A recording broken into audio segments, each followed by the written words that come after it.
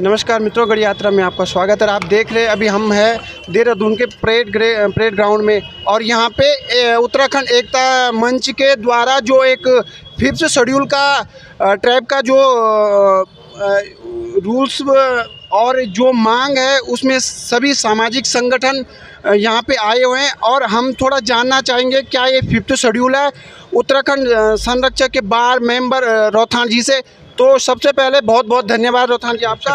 और जो ये 5th शेड्यूल आप ने अभी उत्तराखंड में जो मूल निवास, भू कानून, सशक्त भू कानून, इन तमाम मुद्दों पे जो लोग सड़कों पे उतरे हुए हैं, सड़कों पे मांग है उत्तराखंड मूल निवास भू कानून की, उसमें क्या ये 5th शेड्यूल है, थोड़ा मैं आपसे जानना चाहूँगा। जी देखो बहुत सारे उत्तराखंड में आंदोलन हो रहे हैं और हम सबको सपोर्ट करते हैं, और लेकिन बस हमारा सिर्फ इतना मानना है कि हम जो भी मांग करें सरकार से वो संवैधानिक के दायरे में हो। जैसे मूल निवास अभी आपने बात करी, तो बहुत सारे आंदोलनकारी हैं वो बात करते हैं मूल निवास 1950 होना चाहिए, हम उसका समर्थन करते हैं, लेकिन हमारा सिर्फ यही कहना है कि संवैधानिक रूप से जनरल कैटेगरी के लोगों को मूल निवास 1950 नहीं मिलता। पूरे देश में 140 करोड़ लोग हैं, एक भी व्यक्ति ऐसा नहीं है जो जनरल कैटेगरी का उसको मूल निवास 1950 मिला हो। मूल निवास 1950 सिर्फ ट्राइबल लोगों को ही मिलता है, और उत्तराखंड में भी आज भी ट्राइबल लोगों को या SC कम्युनिटी के शिल्पकार भाई हैं उनको आज भी मूल निवास 1950 मिल रहा है। तो हम जैसे हम 5th शेड्यूल की डिमांड कर रहे हैं या ट्राइब स्टेटस की डिमांड कर रहे हैं, तो हम ये नहीं कह रहे सरकार से कि हमें 5th शेड्यूल दो या हमें ट्राइब स्टेटस दो। हम ये कह रहे हैं सरकारी डॉक्यूमेंट के अनुसार कि 1972 से पहले उत्तराखंड के लोग ट्राइबल थे, उत्तराखंड में 5th शेड्यूल लागू था, तो जो अधिकार हमसे 1972 में छीन लिए गए थे वो वापस चाहिए हमें, हम ये डिमांड कर रहे हैं। तो जो जनरल कैटेगरी यानी सामान्य जाति के अंतर्गत जो लोग आ रहे हैं, उनको कहीं भी मूल निवास का दर्जा नहीं मिलता है, पूरे देश में कहीं नहीं मिलता है। तो क्या ये जो 5th शेड्यूल ट्राइब है, ये अगर आ जाता है तो उसमें ये सारी चीज़ें इंक्लूड होगी? हाँ बिल्कुल, जैसे अब देखिए जैसे जौनसार के लोग हैं वो ऑलरेडी, जैसे बॉय पावर भाई है वो अभी इलेक्शन फाइट करा, उन्होंने बात करी कि हमें मूल निवास चाहिए, भू कानून चाहिए, और वो हमेशा उनके पास ऑलरेडी मूल निवास 1950 है, उनके पास ऑलरेडी भू कानून है, 100% भू कानून उनकी ज़मीन में लगा हुआ है। तो अगर ट्राइब आपको मिलता है तो 5th शेड्यूल ऑलरेडी आपको मिल जाएगा, आपको भू कानून ऑलरेडी मिल जाएगा, आपको मूल निवास 1950 मिल जाएगा। एक ही तरीका है, इवन आप देखोगे मूल निवासी, मूल ट्राइबल को हिंदी में क्या बोलते हैं, मूल निवासी। भारत सरकार के डॉक्यूमेंट में मूल निवासी उसी को बोला जाता है जो ट्राइबल है। जैसे उत्तराखंड में जौनसर, थारो, बक्सा, राजी ये मूल निवासी हैं। गढ़वाली कुमाऊनी लोग अपने को मूल निवासी बोलते हैं, लेकिन सरकारी डॉक्यूमेंट के अनुसार वो मूल निवासी नहीं हैं। इवन अभी सरकार नेपाल समुदाय को और वन गुजरों को मूल निवासी बनाने, मतलब अभी प्रोसेस चल रहा है उनका। इवन आपके अजय बैठ जी पूर्वी पाकिस्तान के जो लोग हैं उनको भी मूल निवास 1950 की वकालत कर रहे हैं, आपने देखा होगा मीडिया में। उन्होंने विधानसभा से पारित किया बिल, और लोकसभा में अभी वो बिल है। तो गढ़वाली कुमाऊनी हम अपने को मूल निवासी बोलते हैं, लेकिन सरकारी अधिकार कानूनी तौर पे नहीं है। जब तक हमें ट्राइबल नहीं मिलेगा तब तक नहीं हो पाएंगे। तो सभी गढ़वाली कुमाऊनी लोगों से निवेदन है कि वो अपने मूल निवासी का जो हक है वो प्राप्त करें, मूल निवास 1950 प्राप्त करें, लेकिन वो तभी होगा जब उनको ट्राइब स्टेटस मिलेगा। तो क्या इस ट्राइबल जो एक्ट है, जो ये ट्राइबल 5th शेड्यूल का ट्राइबल एक्ट है, क्या इसको कितने लोग उत्तराखंड में जानते हैं? मेरे हिसाब से तो बहुत लोग अवेयर भी नहीं है इस चीज़ से कि 5th शेड्यूल। हाँ देखिए, ऐसा है कि अभी अवेयर नहीं है, ये आप सही कह रहे हो, लेकिन देखो लद्दाख है, लद्दाख कितना रिमोट में एरिया है, लेकिन पूरे लद्दाख के लोग 6th शेड्यूल पे बात कर रहे हैं, चर्चा हो रही है। अभी आपने देखा हो लद्दाख की जनसंख्या मुश्किल से 1 लाख है, लेकिन जब वो आंदोलन करते हैं तो 50,000 लोग, मतलब 1 लाख लोगों में से 50,000 लोग एक जगह जुड़ते हैं, 50% लोग, कितनी बड़ी बात है। तो अगर लद्दाख के लोग 6th शेड्यूल समझ सकते हैं, तो हम अगर 5th शेड्यूल नहीं समझा पा रहे, तो अभी ये मुद्दा नया है, लेकिन धीरे धीरे समझ जाएगा। जैसे एक व्यक्ति ने हमें कहा कि उत्तराखंड के लोग 5th शेड्यूल नहीं समझ पाएंगे, तो मैंने कहा कि आप उत्तराखंड के लोगों को मूर्ख समझते हो क्या?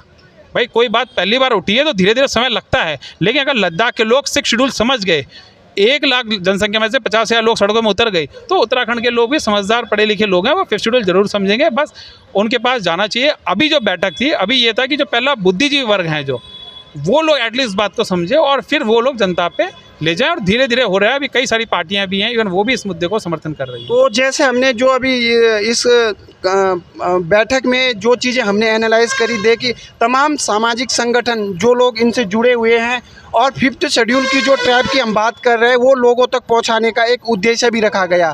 तो मैं आग्रह ही करूंगा तमाम उत्तराखंड जो मूल निवास भू कानून की मांग कर रहे हैं, तो पहले सबसे पहली बात कि आप इस चीज़ को समझें कि 5th शेड्यूल है क्या। और अगर 5th शेड्यूल आपको मिल जाएगा तो फिर आप मूल निवासी में, तो मुझे नहीं लगता कि फिर कोई आपत्ति या कुछ ऐसी दिक्कत हुई। तो आपको क्या लगता है कि ये कब तक ये सरकार तक ये संदेश पहुंचेगा, या सरकार के संज्ञान में ये कुछ चल रहा है? अभी जिस हिसाब से आपने एक कोर्ट कमेटी भी बैठक और उसमें कुछ लोगों को नाम चयनित करे हैं, तो कब तक ये चलेगा, या इसके लिए कुछ ऐसा मतलब सरकार को विज्ञापन द्वारा किस ऐसे द्वारा अवगत कराया जाए ताकि इसको सरकार के संज्ञान में लिया जाए?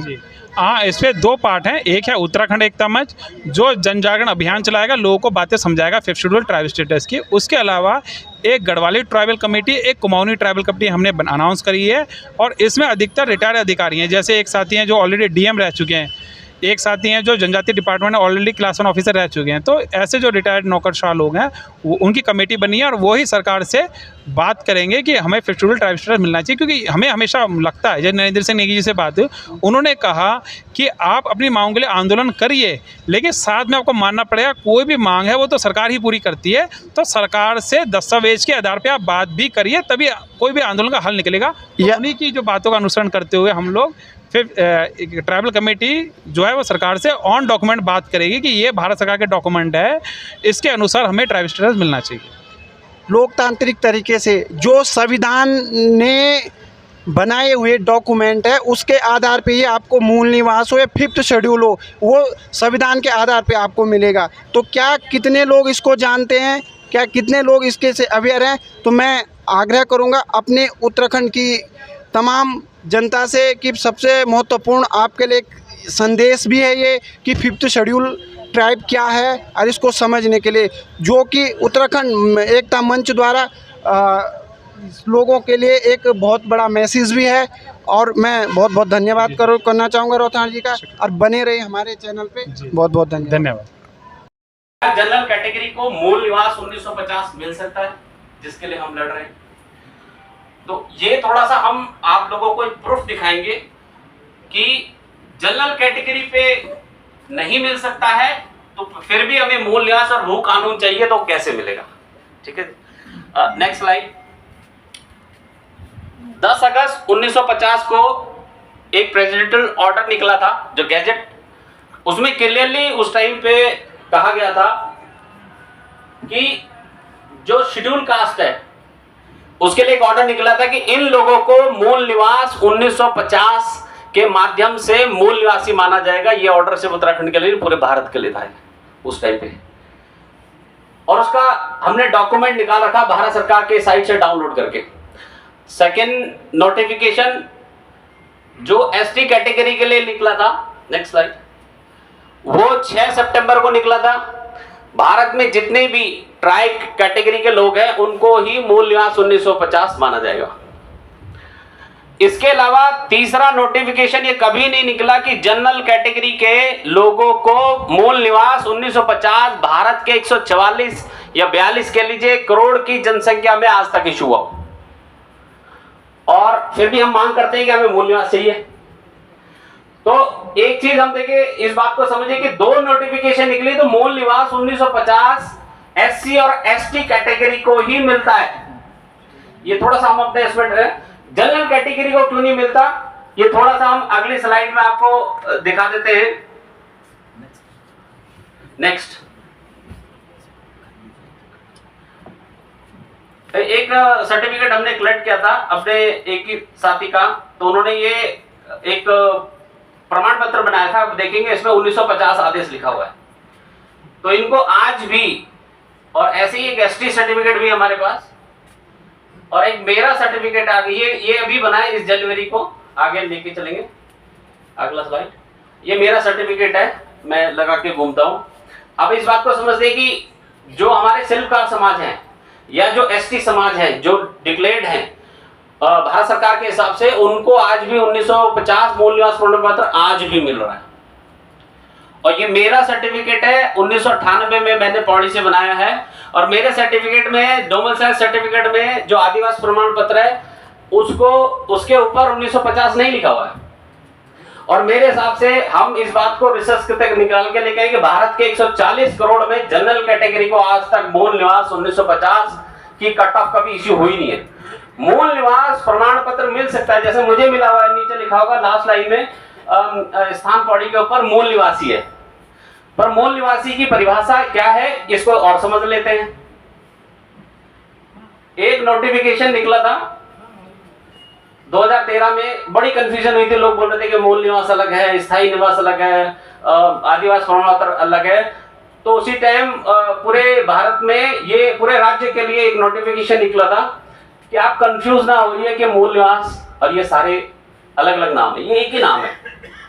और मूल निवास थोड़ा सा भावनाओं से जुड़ा हुआ वर्ड है, और स्थायी निवास ऐसा लगता है कि जैसे किसी ने हमें दिया है, पर दोनों में सेम वही है, सेम फैसिलिटी। अगर जितनी फैसिलिटी इसको मिलती है उतनी ही दोनों को मिलती है, बस अलग अलग राज्य में ये करते हैं। और ये हम नहीं कहते, ये भारत सरकार का डॉक्यूमेंट कह रहा है क्लियरली कि भाई जनरल कैटेगरी को नहीं मिल सकता, एसटी एससी को मिलता है।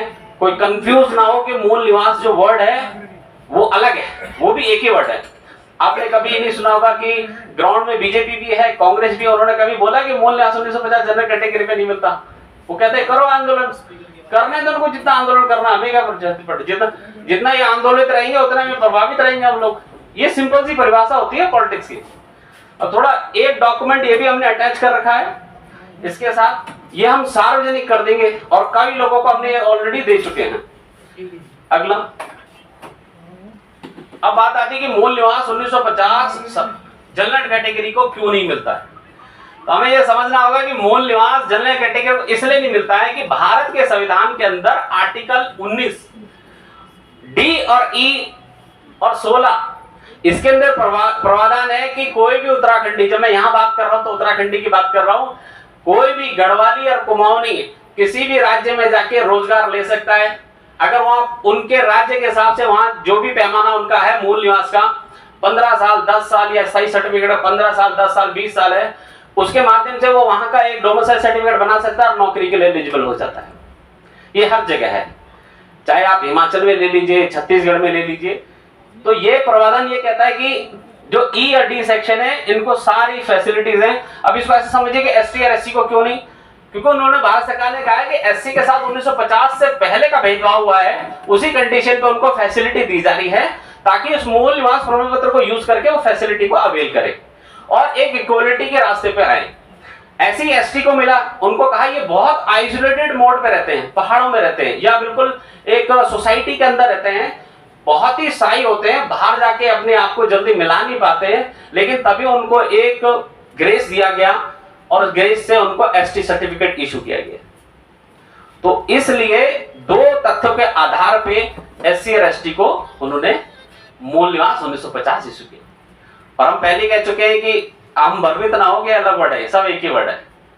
अगली स्लाइड। अब कई लोग बोलते हैं कि भैया देखो हमारा उत्तराखंड में तो कुछ 4% एरिया पे या 4% लोगों पे ट्राइब लगा हुआ है, तो फिर तो हम तो हमारा तो सिस्टम ही अलग है पूरा। तो वो ये कहते हैं कि ठीक है, अगर हम ये लड़ाई 5वें अनुसूची के लिए लड़ते हैं तो वही आर्टिकल 19 के अंदर एक प्रावधान भी है, जो आर्टिकल 19(5) अभी डीई जो पिछले हम डिस्कस कर रहे थे कि नौकरी कोई आके वहां कर सकता है, खा सकता है, कुछ भी कर सकता है, अपना व्यवसाय चला सकता है, सरकारी नौकरी, वो आर्टिकल 19(5) में क्लोज हो जाता है। हम जौनसार में जाके जमीन नहीं खरीद सकते, हम जौनसार में जाके वहां पे अपना डोमिसाइल सर्टिफिकेट नहीं बना सकते।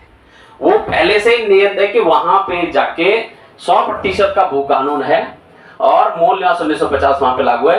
तो ये कहा कि भारत सरकार के हिसाब से जो खंड डी और ई है वो प्रावधान वो यहाँ पे लागू नहीं होते, और वहां पे जिस इलाके में ट्राइबल है उसी इलाके पे ये खंड डी और ई लागू नहीं होते भारत के संविधान के हिसाब से।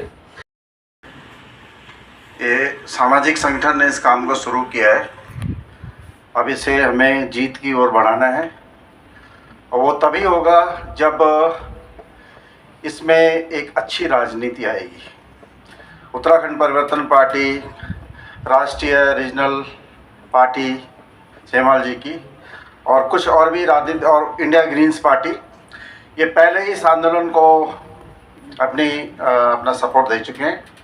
मेरा आग्रह है कि उत्तराखंड के जितने भी एक्टिविस्ट हैं, पॉलिटिकल कार्यकर्ता हैं, अपनी अपनी पार्टियों में इस 5वें अनुसूची के बारे में बताएं और पार्टी के भीतर इसके लिए दबाव बनाएं। चाहे आप कांग्रेस में हैं, चाहे भारतीय जनता पार्टी में हैं, आप इसमें दबाव बनाएं और पार्टी को बाध्य करें कि कम से कम विधानसभा में एक प्रस्ताव पारित हो जिसमें ये कहा जाए कि हमें ये 5th शेड्यूल ऑफ कॉन्स्टिट्यूशन चाहिए।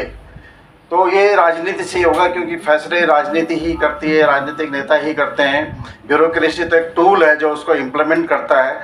तो ये होना चाहिए, ये सबसे आग्रह है, ये सबके सहयोग से ही होगा। और इसमें हमें जो हमारी राजनीति है, हम किसी भी विचारधारा से जुड़े हों, उससे हटकर, उससे ऊपर उठकर के हमें इस काम को करना है। और मैं तो उसी तरह का वस्त्र विन्यास भी पहन के आया कि आज से मुझे आदिवासी जैसा भी लगना चाहिए, मैं इसीलिए जैकेट पहन के आया हूँ, हालांकि ये नॉर्थ ईस्ट की है। तो एक और मैं बात कहना चाहता हूँ, मुझे जो जितना भी मेरा राजनीतिक अध्ययन है, मुझे लगता है कि जो सोसाइटीज़ में स्ट्रेटिफिकेशन होता है, जो अभी भी यहाँ उत्तराखंड में चल रहा है, जैसे खास सारे राजपूत हो गए, बहुत सारे दलित हो गए, वो ब्राह्मण और राजपूत हो गए, तो और फिर हम अंततः सनातनी हो गए। तो ये मैं इसको एक साजिश के तौर पर देखता हूँ। मैं जब छोटा था तो मुझे अपने जो गांव के देवता थे, हमारा नरसिंह देवता था, हमारी देवी थी, हमारा नागराजा था, ये सारे हमारे देवता थे। मैंने राम और कृष्ण के बारे में बहुत बाद में जाना कि ये भी कोई हमारे भगवान प्रभु हैं, लेकिन मेरे लिए मेरे गांव के देवता वही मेरे प्रथम देवता थे। और मैं एक नास्तिक होने के बावजूद मेरी अगर थोड़ा बहुत आस्था है तो उन्हीं में है, किसी और में नहीं है मेरी आस्था। तो मेरा तात्पर्य ये है कि अगर हम इस तरह की मांग कर रहे हैं तो हमें सनातन जैसे हमारे भीतर, उसको हमें ज़्यादा प्रेरित करना चाहिए। और ये मुख्य धारा की जो साजिश है, इससे बाहर निकलना चाहिए, तभी हमें साबित कर पाएंगे। और हमने जो 12-14 दिन की यात्रा की थी कुमाऊं मंडल की, उसमें बिल्कुल स्पष्ट हो गया था कि जितनी मांगे हैं और जितने जो उसमें क्राइटेरिया हैं इस अनुसूची में आने के लिए,